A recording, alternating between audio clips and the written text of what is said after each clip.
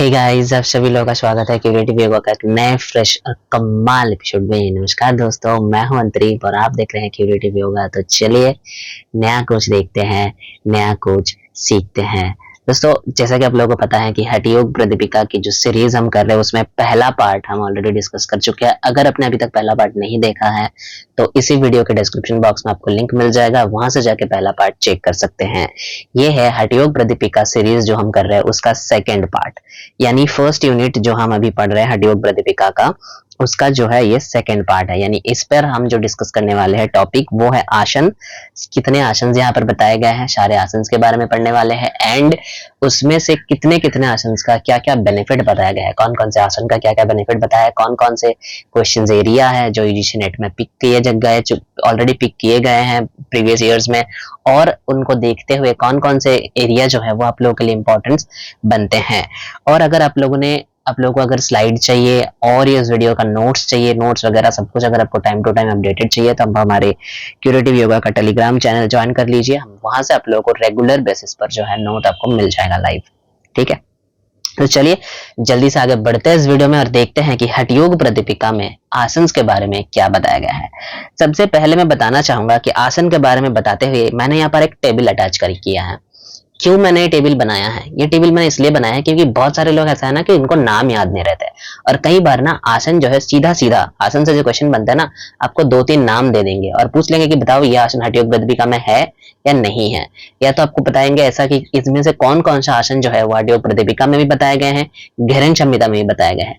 इसके लिए जो है हम आसन के ऊपर ना एक कंपैरिजन वीडियो बनाएंगे। ठीक है, बहुत सारे कंपैरिजन वीडियो में ऑलरेडी बना चुका हूँ, आसन के ऊपर भी एक कंपैरिजन बहुत ही जल्द आप लोगों को मिल जाएगा। जैसे मैंने पिछले वीडियो में कहा था कि मैं हर किसी टॉपिक के ऊपर कंपैरिजन कर रहा हूँ, जैसे यम नियम के ऑलरेडी किया हुआ है, बहुत सारे कंपैरिजन वीडियो ऐसे योगांग के ऊपर किया हुआ है, कहाँ पर कितने योगांग बताए हुए हैं, यम नियम कहाँ पे क्या क्या बताया हुआ है, तो उसी तरीके से आसन के ऊपर भी हम एक बनाएंगे। ठीक है, आज जानते हैं हठ योग प्रदीपिका में जो है कितने आसन बताए गए हैं। तो इसको याद रखना बहुत इंपॉर्टेंट है। यहाँ पर टोटल जो है वो 15 आसन बताया गया है। टोटल हठ योग प्रदीपिका में जो है 15 आसन बताए गए हैं। ठीक है, कितना बताया गया है? टोटल 15 बताए गए हैं। अब देखो इनमें से जो है ना, इन 15 में क्या क्या है, इसका सीक्वेंस क्या है। सबसे पहले कहते हैं स्वस्तिक आसन, उसके बाद गमुख, उसके ये 1 नंबर है, स्वस्तिक से स्टार्ट होता है। तो सबसे पहले स्वस्तिक, उसके बाद गमुख, उसके बाद बताया गया है वीरासन, फिर कूर्मासन 4 में, फिर 5 में कुक्कुटासन, फिर उत्थान कूर्मासन, फिर धनुरासन, फिर मत्स्येंद्रासन, फिर पश्चिमोत्तानासन, उसके बाद बताते हैं मयूरासन 10 पे, 11 पे बताते हैं शवासन, 12 पे सिद्धासन, 13 नंबर पर पद्मासन, 14 नंबर पर सिंहासन और 15 नंबर पर भद्रासन। ठीक है, टोटल 15 आसन बताया गया है। अब इसको याद रखने का तरीका क्या है? आप बोलोगे सर ऐसे ही याद रह जाएगा टेबल से। नहीं, क्यों नहीं? क्योंकि आपको घेरन संहिता में 32 आसन बताया हुआ है, वो भी याद रखना पड़ेगा। हठ रत्नावली पर बहुत सारे आसन बताए हुए हैं जिनमें से 10 आपको मेन याद रखना पड़ता है। ठीक है, 84 बताया हुआ है, 84 लाख, उसमें से 84, फिर 10, फिर 4, ऐसे करके हर एक हठ योग में आसन बताया हुआ है। कुछ योग उपनिषद पढ़ेंगे, वहां पर भी जैसे त्रिशिक ब्राह्मण में 17 आसन बताया हुआ है। तो सभी के सभी याद रखने की जरूरी है क्योंकि आसन से क्वेश्चन ऐसे बनते हैं और पिछले कई बार बन चुके हैं, तो आप लोगों के लिए भी बनने का चांसेस बहुत ज्यादा बन जाता है। ठीक है, तो इसको याद रखने का तरीका क्या है? एक स्टोरी के जरिए हमने एक स्टोरी बनाया हुआ है जिसके जरिए हम ये आसन को याद रखते हैं। कैसे? सबसे पहले हम जो है शातमाराम सूर्य जी के आश्रम जाते हैं। क्यों शातमाराम सूर्य जी का आश्रम क्यों जाते हैं? क्योंकि हठ योग प्रदीपिका का फाउंडर कौन है? वो फाउंडर जो है वो है शातमाराम, वो है शातमाराम सूर्य जी। तो शातमाराम सूर्य जी का आश्रम जाते हैं, यानी हठ योग प्रदीपिका में एंटर कर रहे हैं। जाते ही हम सबसे पहले हमें एक बहुत बड़ा स्वस्तिक चिन्ह मिलता है। स्वस्तिक चिन्ह बहुत बड़ा एक मिलता है, मतलब स्वस्तिक आसन। उसके बाद जैसे उसको पार करके हम आगे जाते हैं तो कुछ गाय बैठे हुए हमें दिखते हैं। गाय बैठे हुए दिखते हैं मतलब गमुखासन है। तो हो गया स्वस्तिक, हो गया गमुख हो गया। अब जैसे हम उस गाय को पार करके आगे जाते हैं तो हम देखते हैं कि अंदर से जो है एक वीर बालक अंदर से बाहर आ रहा है। वीर बालक था यानी वीरासन, है ना।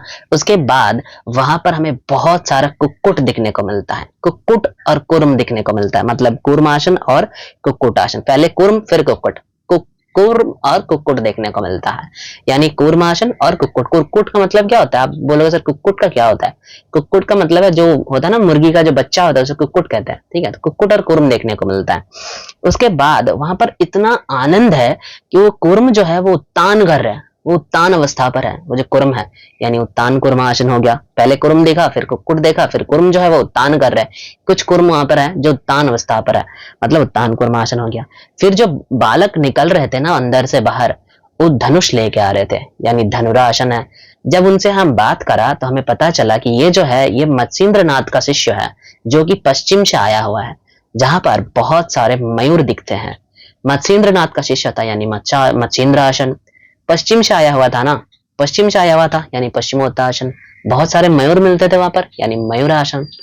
यहां तक हमने देख लिया। अब उस जब उन बालक से मिलके हम अंदर जाए, अंदर की ओर जा रहे थे, तो देखा कि सातमाराम सूर्य जी जो है वो सोए हुए थे। वो सोया हुआ था वहां पर। मतलब क्या है सोया हुआ था, मतलब शवासन। अब हमने उनको उठाया और हमने पूछा कि गुरुजी हमें ये बताओ कि मोक्ष कैसे प्राप्त हो सके हमें। जब हम उनसे पूछा कि बताइए मोक्ष की प्राप्ति का द्वार क्या है, कैसे उसका जो अभ्यास है वो क्या करना चाहिए हमें, तो उन्होंने हमारे लिए एक बहुत ही बढ़िया सा चाय बनाया और बोला कि बेटा ये चाय जो है इसको तुम सिप सिव करके पी लो। सिप सिव, सिप सिव, ये स्पेलिंग होता है SPSV, यानी सिप सिव। क्यों और मोक्ष का दरवाजा क्यों पूछा था, क्योंकि ये चारों जो है ना ये मोक्ष प्राप्ति का सहायक है, ऐसे हड्यों प्रतिभिकम बताया जाता है। हम बढ़ेंगे आगे। सिप शिव बोला था। सबसे पहले जो है S से होता है सिद्धासन, उसके बाद P से होता है पद्मासन, उसके बाद जो S है इससे होता है सिंहासन, और जो V है इससे होता है भद्रासन। अगर ऐसे स्टोरी बना के, ये मेरा स्टोरी था, मैंने इस तरीके से इसको याद रखा है। अगर आप लोग भी ऐसे स्टोरी बना के याद रखोगे तो बड़ा आसानी से आप लोगों के पास भी ये याद रह जाएगा। इतना भी प्रॉब्लमेटिक आसन है नहीं, ठीक है। अब जैसे आप लोगों ने कई बार होता है कि भाई आसन तो पढ़ लिए, उसका फोटो जो है आंखों के सामने दिखता नहीं है, तो देख लो मैंने फोटो भी अटैच कर दिया। ये जो है ये आपका स्वस्तिका आसन है, ये जो है ये आपका वीर आसन है। ये दोनों वीर आसन आपको दिख रहा है। दो प्रोसेस बताए गए हठयोग दीपिका में। ये जो पिक्चर आप देख रहे हो ना ये सातमाराम सॉरी ये जो है ये जो मुक्ति बोधानंद जी का जो कमेंट्री है उन बुक से मैंने लिया हुआ है, ठीक है। ये उस बुक से लिया हुआ है, क्योंकि श्लोक के अकॉर्डिंग पिक्चर्स जो है कई जगहों पर नहीं है। हठयोग प्रतिपिका जो टेक्स्ट है ना उसमें कई टेक्निक्स बताए हुए हैं। जैसे वीर आसन का 2 टेक्निक उन्होंने बता दिया, ठीक है। ऐसे 2 टेक्निक बताया हुआ है, ये टेक्निक 1 है, ये टेक्निक 2 है। ऐसे मैं जो पिक्चर दिखा रहा हूँ ये एक बहुत ही मान्यता पूर्वक जो बुक है हमारे मुक्ति बोधानंद जी का, जो फॉलो करते हैं यूजीसी नेट भी इसको फॉलो करते हैं, यूजीसी वाले भी करते हैं, एनटीए भी इसी को फॉलो करता है। और भी कई सारे इसके एडिशंस है, जैसे कैवल्य धाम के पब्लिकेशंस आप फॉलो कर सकते हो, ठीक है। ये जो है ये मुक्ति बोधानंद जी का है, जो बिहार सोलह योग द्वारा प्रकाशित होती है। उसके बाद ये देखो गमुखासन बता दिया, यहाँ पर जो है मुंडुकासन बता दिया। अगले स्लाइड में आप जाएंगे तो आपको कूर्म आसन दिखने को मिलेगा। सॉरी इस मुंडू का नहीं, सॉरी वो ये कूर्म था, ये कूर्म आसन था। कूर्म का और एक बताया हुआ, ये भी कूर्म ही है, ये भी कूर्म है, इसको भी कूर्म बताया गया। दोनों टेक्निक बताया गया है, ये एक कूर्मासन है और ये भी एक कूर्मासन है, ठीक है। उसके बाद देखिए उत्तान कूर्म बताए गए हैं, 2 टेक्निक बता दिया उत्तान को भी। ये देखिए धनुरासन बता दिया यहाँ पर। अब यहाँ तक जो है धनुरासन तक यानी 1 से लेकर 7 तक, ये जो पिक्चर्स आप देख रहे हो 1 से लेकर 7 तक, इसमें ना कहीं पर भी इस आसनों का जो है बेनिफिट नहीं बताया हुआ है, आसनों का बेनिफिट नहीं बताया हुआ है। प्रोसेस हम यहाँ पर नहीं पढ़ रहे, इसलिए मैं प्रोसेस नहीं बता रहा हूँ, क्योंकि आप योग के विद्यार्थी हैं, आप लोग ग्रेजुएशन करके आए हैं, मास्टर्स करके आए हैं योग में, या तो फिर पीजी डिप्लोमा फिर मास्टर्स करके आए हैं, तो प्रोसेस तो आप लोगों को पता होना ही चाहिए। मैं इसलिए डायरेक्ट पिक्चर दिखा रहा हूँ, और जहां से क्वेश्चन सबसे ज्यादा बनते हैं वो है बेनिफिट। और अभी क्वेश्चन जो है ना प्रोसेस को डायरेक्ट लिख रहा है, प्रोसेस को लिख रहा है, श्लोक प्रोसेस को लिख रहा है, श्लोक नहीं लिख रहा है, प्रोसेस को लिख रहा है। फिर बोल रहा है बताइए ये आसन कौन सा है। तो प्रोसेस पढ़ते हुए आपके दिमाग में ये पिक्चर्स आना चाहिए, इसीलिए मैंने पिक्चर ऐड कर दी, ठीक है, इसलिए मैंने पिक्चर ऐड कर दिया। 1 से लेकर 7 नंबर तक कोई भी बेनिफिट नहीं बताया गया है। 8 से लेकर 15 तक जो आसन है वहां पर बेनिफिट बताएंगे। जैसे 8 नंबर को हम पढ़े, 8 में आते हैं मत्स्येंद्र आसन, यहां से बेनिफिट बताना चालू होता है। मत्स्येंद्र आसन का बेनिफिट क्या क्या बताया गया है, देखिए मत्स्येंद्र आसन में जो है ना कुछ टर्म है जो आपको याद रखना चाहिए। जैसे यहाँ पर ना जठर प्रदीप्तम बताया गया है, जठर प्रदीप्तम, जठर प्रदीप्तम मतलब जठराग्नि का प्रदीप्त होना, जठराग्नि का प्रदीप्त होना। उसके बाद कहते हैं कुंडलिनी जागरण, यहाँ पर कुंडलिनी जागरण के लिए जो वर्ड यूज किया गया है वो है कुंडलिनी प्रबोधम, कुंडलिनी प्रबोधन ऐसे वर्ड यूज किया गया है। ये वर्ड याद रखना, क्योंकि मैं ऐसा क्यों कह रहा हूं, क्योंकि जठर प्रदीप्तम आपको आगे दिखने को मिलेगा। जठराग्नि प्रदीप्त को जठरानालस्य कहते हैं, जठरानालस्य। तो एग्जामिनर क्या करते हैं, ये मत्स्येंद्रासन को दे देगा और पूछेगा कि बताइए इसके लिए जठर प्रदीप्तम टर्म यूज हुआ है या जठरानालस्य यूज हुआ है। दोनों का मतलब सेम ही है, जठराग्नि प्रदीप्त होना। आप कंफ्यूज हो जाओगे, क्यों कंफ्यूज ना हो इसलिए ये टर्म याद रखना बहुत जरूरी है। श्लोक को याद रखो या ना रखो कोई फर्क नहीं पड़ता, लेकिन टर्म को याद रखना बहुत इंपॉर्टेंट है, बहुत जरूरी है इस केस में, ठीक है। उसके बाद कहते हैं चंद्रमंडल को स्थिर होना, यानी इसका मतलब होता है, हम कहते हैं ना योग में बिंदु जय करना, इसको कहते हैं बिंदु जय, ठीक है। चंद्रमंडल का स्थिरता, जिसके लिए टर्म जो यूज हुआ चंद्र स्थिरत्वम, ऐसे टर्म यूज करते हैं, ऐसे टर्म यूज करते हैं, ठीक है। ये टर्म पिछले क्वेश्चन में आए हुए हैं, मैं इसलिए इसको दोहरा रहा हूं। उसके बाद कह रहा है सर्व रोग नाशनम, सर्व रोग, अच्छा एक टर्म होता है सर्व व्याधि नाशनम, वो टर्म यहाँ पर यूज नहीं हुआ है। ये सभी रोगों को नाश करते हैं। जो मत्स्येंद्रासन जो है उसके लिए जो टर्म यूज हुआ है ना सर्व रोग के तौर पर, वो है ये कह रहे हैं यहाँ पर देखिए, कह रहे हैं कि मत्स्येंद्र पीठम जठर प्रदीप्तम प्रचंड रुग्म गुल्म खंड नास्त्रणम, मतलब ये रुग्म गुल्म खंड ये सारे समस्त जो है ये इसको नाश करते हैं। अभ्यासत कुंडलिनी प्रबोधन, कुंडलिनी को प्रबोध करती है। चंद्र स्थिरत्वम, चंद्र को स्थिर करते हैं। चौदधादि पुंसम, ठीक है। इसके लिए ये कहते हैं कि सर्वराग नाश होते हैं, चंद्रमंडल की स्थिरता होती है, कुंडलिनी जागरण होता है और जठराग्नि प्रदीप्त होता है। इसके लिए टर्म जो मैंने बोला है यहाँ पर याद रखना। सर्व व्याधि नाशनम टर्म यहाँ पे यूज नहीं होता है, हालांकि ये सर्व रोगों को नाश करती है, सभी रोगों की नाश करती है, ऐसा बताया हुआ है बेनिफिट में, लेकिन सर्व व्याधि नाशनम ये टर्म नहीं यूज हुआ है, याद रखना, इससे कंफ्यूज करता है। सर्व व्याधि नाशनम टर्म अलग जगह पे यूज हुआ है, मैं बताऊंगा। चलिए आगे बढ़ते हैं नेक्स्ट आसन पर। नेक्स्ट आसन कह रहे हैं पश्चिमोत्तासन। पश्चिमोत्तासन पर जो सबसे इंपॉर्टेंट टर्म है इसको याद रखना कि पवन पश्चिम वाहिनी करोति, पवन पश्चिम वाहिनी, ये टर्म आपको दे देगा, पूछेगा कि बताइए ये टर्म जो है ये कौन से आसन से रिलेटेड है, ये टर्म जो है ये कौन से आसन से रिलेटेड है, ठीक है। इसको याद रखना, ये बहुत जरूरी है। पवन पश्चिम वाहिनी जो है वो पश्चिमोत्तासन से रिलेटेड है, ठीक है। उसके बाद पूछते हैं उदय जठरानालस्य, देखिए आ गया उदय जठरानालस्य, कहते हैं उदय जठरानालस्य कुर्योदुदरे, कह रहे हैं उदय जठरानालस्य मतलब जठराग्नि को प्रदीप्त करता है। लेकिन अभी अभी पिछले क्या बताया था, पिछले श्लोक में हमने क्या देखा, जठर प्रदीप्तम, इसीलिए मैं कह रहा हूं कि टर्म बहुत इंपॉर्टेंट है, ठीक है। टर्म में फर्क है लेकिन दोनों का मतलब सेम ही है। आपको ये नहीं पूछेगा कि जठराग्नि प्रदीप्त करता है तो दोनों आंसर बन जाएगा, लेकिन अगर कह रहे हैं कि जठर प्रदीप्तम कहां पर यूज किया है तो मत्स्येंद्रासन, जठरानलस्य कहां पर यूज किया है तो पश्चिमोत्तासन, क्लियर। चलिए उसके अलावा क्या कह रहे हैं, उदर कृषिकाय बनता है, ये देखो कुरियादरो कुरियोदुदरो, यानी उदर जो है पतला करता है, उदर मतलब जो चर्बी होता है मोटापा नाश करते हैं, कहने की बात यह है कि मोटापा नाश करते हैं, उदर आपकी पतला करते हैं ये। उसके बाद कह रहे हैं सुषुम्ना में प्राण का संचार होता है, सुषुम्ना में प्राण का संचार होता है, किससे, हम हमारा पश्चिमोत्तासन करने से, पश्चिमोत्तानासन करने से, ठीक है। चलो अब आगे बढ़ते हैं, नेक्स्ट आसन पर चलते हैं। नेक्स्ट आसन क्या कह रहे हैं, नेक्स्ट आसन पर कह रहे हैं मयूरासन। मयूरासन, मयूरासन के लिए बहुत सारे टर्म यूज हुए हैं, बहुत इंपॉर्टेंट भी है मयूरासन। सबसे पहला जो याद रखने वाला टर्म है वो होता है हरति शकल रोग, हरति शकल रोगाना शुल्शु गुल्मदरादिना, यानी इस ये पूरा जो है ना संधि कर दिया गया है यहाँ पर। इसको अगर हरति का मतलब क्या है, हरण करते हैं, क्या, शकल रोग यानी समस्त रोगों को नाश करते हैं, एक बेनिफिट मिल गया। उसके बाद कह रहे हैं गुल्म उदर, यानी उदर गुल्म रोग, गुल्मोदरो, ये देखिए गुल्मोदरो कह रहे हैं, यानी उदर गुल्म रोग जो है वो भी नाश करते हैं, ये देखिए उदर गुल्म रोग नाश करते हैं, दोनों बता दिया। अब आगे पढ़ो, अब आगे क्या कह रहे हैं, आगे कह रहे हैं अभिभवती च दोषानं श्री मयूरम। उसके बाद कह रहे हैं वहु कुदशान भुक्तम भस्म कुरिया देशम जनयति जठराग्नि, देखिए यहाँ पर बता दिया जनयति जठराग्नि, जनयति जठराग्नि, जारयते कालकूटम, भीबिया इंपॉर्टेंट टर्म, भीबिया इंपॉर्टेंट लिखवा लो, भीबिया इंपॉर्टेंट टर्म, जरयति कालकूटम, जारयेत कालकूटम, यानी कालकूट नामक विष को भी पचाने में ये मदद करते हैं, जठराग्नि को प्रदीप्त करता है।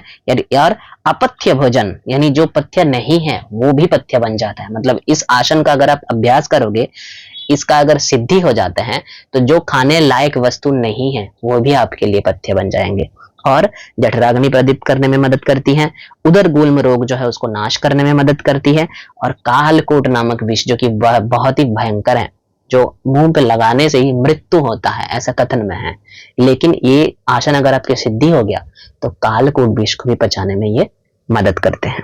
ठीक है, कालकूट नामक विष को भी पचाने में मदद करते हैं।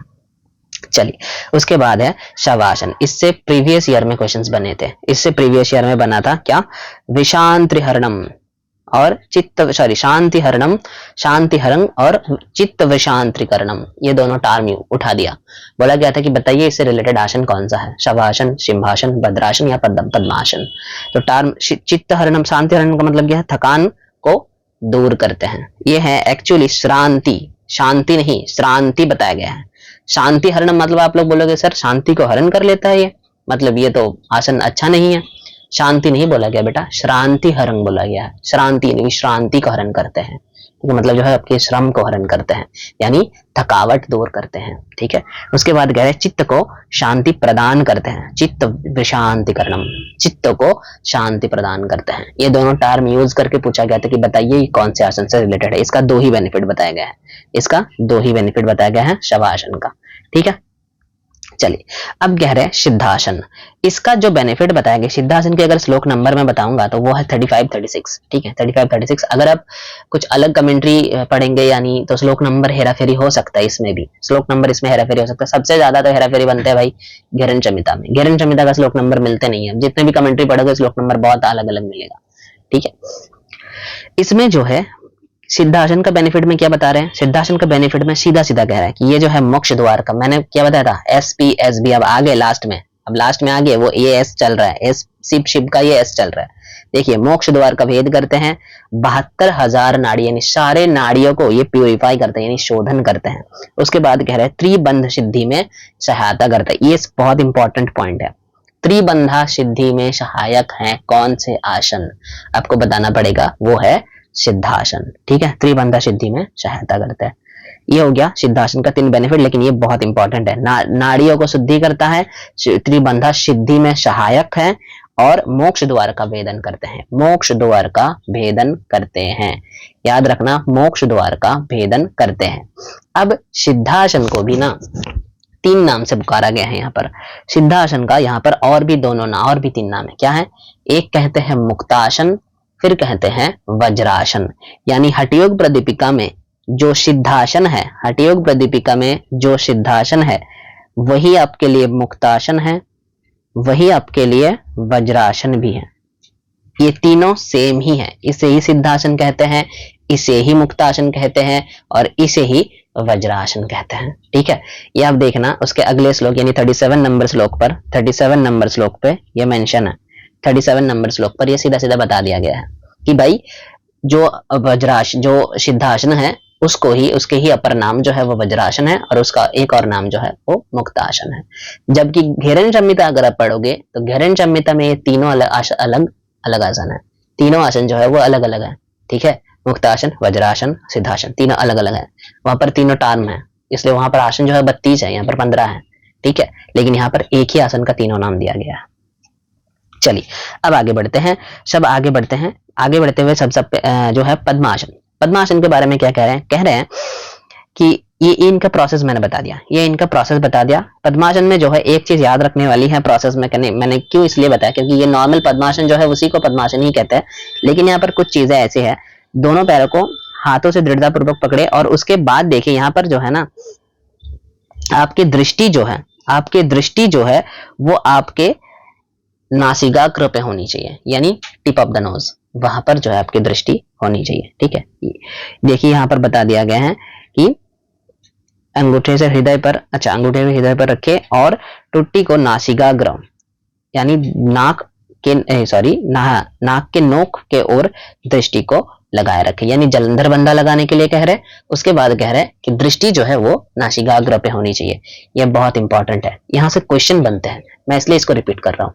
यहाँ से क्वेश्चन बना हुआ है पिछले बार कि पद्मासन में, क्योंकि हम नेचुरली जब पद्मासन लगाते हैं ना तो हम ऐसे बैठते हैं, हम कई बार हम आंखें बंद कर लेते हैं, लेकिन यहाँ पर ऐसा नहीं बताया हुआ। वहां पर यह ऑप्शन आपके सामने भी होगा कि आंखें बंद रखना चाहिए। जो प्रोसेस को नहीं पढ़ के जा रहे हो वो उसी को टिक करोगे, क्योंकि आप लोग ये प्रैक्टिस करते हुए आए हो ना, मैं इसलिए इसको दोहरा रहा हूँ। इसीलिए यही जगह है जहां पर टोकना एक टीचर का काम होता है, क्योंकि मुझे पता है आप गलती यहीं पे करोगे और जो क्वेश्चन पेपर सेटर है ना उनको भी पता है कि भाई गलती यहीं पे होगा और वहीं से सवाल उठाएगा, इसलिए यहाँ पर टोकना मेरा काम है। तो आंखें बंद रखने के लिए नहीं बोला गया है भाई, यहाँ पर सीधा सीधा श्लोक में कहते हैं दृष्टि जो है नासिकाग्र पे होना चाहिए और जलंधर बंध लगाया हुआ होना चाहिए। जलंधर बंध लगाने के लिए बोला गया है, यानी पद्मासन में दो चीजें आपके लिए कंपलसरी बता दिया गया है, एक है जलंधर बंध और दूसरा है जो आपकी विजन है, विजन जो है वो कहाँ होना चाहिए, tip of nose, tip of nose पर होना चाहिए। ठीक है, टिप ऑफ नोज पर आपके विजन जो है वो होना चाहिए। चलिए अब आगे बढ़ते हैं नेक्स्ट आसन पर। अच्छा, पद्मासन के और एक मैंने बता दिया ना कि इसका टेक्निक कई सारे बताया हुआ है, लेकिन पद्मासन एक आसन है जिसका श्लोक ही दो तरीके की हैं। उसके बाद कह रहे हैं, देखिए एक पहले बता दिया कि दृष्टि जो है वो नासिकाग्र पे होना चाहिए, जलंधर बंध लगाना चाहिए। ठीक है, अगले ही श्लोक में कह रहे हैं कि उरु के मध्य में दोनों हाथों को समेटते हुए, हाथों को रखते हुए दृष्टि को जो है नासिकाग्र पर स्थिर करे, जीभ को ऊपर उठाकर टुड्डी को सीने पर टिकाए, मतलब जलंधर बंध फिर भी लगाए, यहाँ पर भी बोला गया है, लेकिन जीभ को ऊपर की ओर उठाकर जलंधर बंध लगाने के लिए कह रहा है, यह पद्मासन कहते हैं। दोनों अलग अलग श्लोक में ही बता दिया है यहाँ पर। ठीक है, दोनों अलग अलग श्लोक में ही बता दिया है, लेकिन दोनों पर ही कॉमन चीजें क्या है, कॉमन चीजें जो है वो है आपकी विजन जो है वो कॉमन बताया गया है दोनों पर। ठीक है, और जलंधर बंध, जलंधर बंध, ये दोनों चीजें कॉमन बताया हुआ है और यहीं से सवाल उठाता है, क्योंकि आप लोगों को पता है विजन जो है बंद रखना चाहिए या सामने किसी भी वस्तु पर दृष्टि निक्षेप करना चाहिए, ये नहीं बताया गया है। और इसका बेनिफिट क्या बताया गया है, सभी प्रकार व्याधियों का नाश करते हैं। यहाँ पर एक टर्म यूज होता है, ये देखिए टर्म, ये देखिए टर्म, सर्व व्याधि नाशनम। ये टर्म पूरे हठयोग प्रदीपिका में, पूरे उपनिषद में, चाहे कहीं पर भी पढ़ लो, सर्व व्याधि नाशनम सिर्फ एक आसन के लिए यूज हुआ है, वो है पद्मासन। कहीं पर भी, लेकिन ऐसे बहुत सारे आसन आपको मिलेंगे जहां पर ये टर्म, जहां पर ये बताया गया है कि ये सर्व रोगों को नाश करते हैं, यानी सभी रोगों का नाश करते हैं, लेकिन सर्व व्याधि नाशनम ये टर्म जो है कहीं पर भी नहीं बताया गया है, सिवाय एक जगह का। क्या है वो जगह, सर्व व्याधि नाशनम पद्मासन के लिए बताया गया है। चाहे कोई कहीं पर भी पढ़ो, चाहे हठयोग प्रदीपिका पढ़ो, गरन संहिता पढ़ो, हठ रत्नावली पढ़ो, त्रिशिक ब्राह्मण उपनिषद पढ़ो, योग कुंडलिनी पढ़ो, कहीं पर भी पढ़ो, उपनिषद पढ़ो या हठयोग, कुछ भी पढ़ो भाई, एक ही जगह पर बताया गया है। ठीक है, चलो अब आगे चलते हैं। सिंहासन, सिंहासन के लिए जो बताया गया है त्रिबंधा लगाने में सहायता करती है और इसे पूजितासन भी कहते हैं। सिंहासन का जो अपर नाम दिया गया है, अरे जो नाम दिया गया है वो पूजितासन है और त्रिबंधा लगाने में मदद करती है। अच्छा, इसके पहले एक और कौन आसन था जो त्रिबंधा सहायक होता है, एक था सिद्धासन, एक था सिद्धासन और दूसरा जो है वो है सिंहासन। ये दोनों आसन एक लौता है पूरे 15 में जो त्रिबंधा लगाने में मदद करती हैं। याद रखना, यहां से क्वेश्चन बनते हैं, त्रिबंधा सिद्धि में सहायक हैं, चारों नाम दे देगा, बोले A B C C D D A, ऐसे करके क्वेश्चन पूछ लेगा।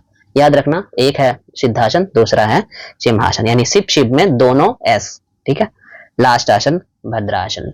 भद्रासन में क्या कह रहे हैं, यह समस्त रोगों का नाश करते हैं और सिद्ध योगी जो होते हैं उसको उसे वो लोग इसे गोरक्ष आसन भी कहते हैं। गोरक्ष आसन, भद्रासन का गोरक्ष आसन कहा गया है, सिंहासन का पूजितासन कहते हैं और सिद्धासन को दो कहते हैं, वज्रा और मुक्त। ये अलग अलग नाम इन तीनों आसन को दिया गया है एक्स्ट्रा। ठीक है, और भद्रासन का बेनिफिट क्या बताते हैं, ये भी जो है समस्त रोगों को नाश करते हैं। यहाँ पर भी देखो भद्रासन जो है ये भी समस्त रोगों को नाश करते हैं। ठीक है, भद्रासन जो है यहाँ पर भी समस्त रोगों को नाश करते हैं। अच्छा, एक चीज मैंने बताया था कि पद्मासन जो है हर एक जगह पे सेम बेनिफिट बताया हुआ है, सर्व व्याधि नाशनम। भद्रासन के लिए भी सिर्फ आपको इस टेक्स्ट में दिखने को मिलेगा, सर्व व्याधि नाशनम। भद्रासन पर भी यही देखने को मिलता है हमें, सर्व व्याधि नाशनम। ठीक है, भद्रासन के लिए भी हमें यही देखने को मिलता है, सर्व व्याधि नाशनम। क्लियर, ये जो है समस्त रोगों को नाश करता है और ये जो है इसे गोरक्ष आसन भी कहते हैं। इसे जो है योगीगण इसे क्या कहते हैं, गोरक्ष आसन भी कहते हैं। 53 और 54 नंबर श्लोक है, 53 और 54 नंबर श्लोक है। ठीक है, भद्रासन में 53 और 54 में ये बताया हुआ है कि इसको सर्ववैधि नाशनम और इसे योगीगण जो है गोरक्ष आसन भी कहते हैं। तो चलिए पूरा 15 आसन हमने डिस्कस कर लिया हठयोग प्रदीपिका में जो भी बताया हुआ है। तो इसी के साथ इस वीडियो में मैं विदा लेऊंगा आपसे लोगों के, तब तक के लिए stay healthy, stay happy and keep doing yoga. धन्यवाद।